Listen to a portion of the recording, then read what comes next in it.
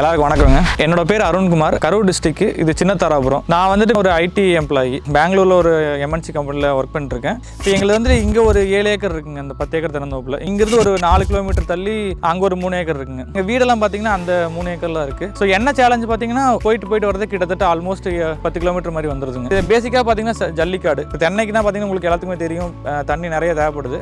ஆள் போட்டாலும் கரெக்டாக அதுக்கு செட் ஆகாத மாதிரி இருந்துச்சு. ஸோ இதுக்கு என்ன பண்ணலாம் அப்படின்ட்டு யோசிச்சுட்டு இருந்தப்போ தான் யூடியூப்ல வீடியோ சர்ச் பண்ணிருக்க பார்த்தீங்கன்னா ஆட்டோமேஷன் பண்ணுறதை பற்றி நிறைய வந்துச்சு. பயந்துட்டு இருந்தேன். ஸோ இது எப்படி கரெக்டாக ஒர்க் அவுட் ஆகுமா, என்ன செட் ஆகுமா அப்படிங்கிற மாதிரி கொஞ்சம் கன்ஃபியூசிங்காக இருந்துச்சு. அக்ரி ஸோ பார்த்தீங்கன்னா ஒவ்வொரு ஜூலை மந்த்தும் கோயம்புத்தூர்ல போடுவாங்க. இப்போ பார்க்குறப்ப பார்த்தீங்கன்னா நான் நயாகுராவில் போய் ஒரு என்கொயரி கேட்டிருந்தேன். ஸோ எங்களோட ஃபீல்டு என்ன சுச்சுவேஷன் எல்லாமே சொல்லி, ஸோ அவங்க வந்து கண்டிப்பாக பண்ணலாம் அப்படின்னாங்க. ராஜ்குமார்ன்ட்டு அவர் அந்த பிரதர் கால் பண்ணியிருந்தாரு. ஸோ அவர் வந்துட்டு ஒரு ஃபீல்டு விசிட் அரேஞ்ச் பண்ணியிருந்தாரு. வந்து பார்த்துட்டு 7 ஏக்கரில் பார்த்தீங்கன்னா 10 வால்வு போட்டிருக்கேன். போட்டதுக்கப்புறம் எனக்கு வந்து 3 மந்த்ஸ்ல உண்மையாலுமே டிஃப்ரென்ஸ் இருக்குது. தண்ணி ரெகுலராக விட்டுட்டே இருக்கனால ஃபீல்டு நல்லா டிஃப்ரென்ஸ் இருக்குங்க.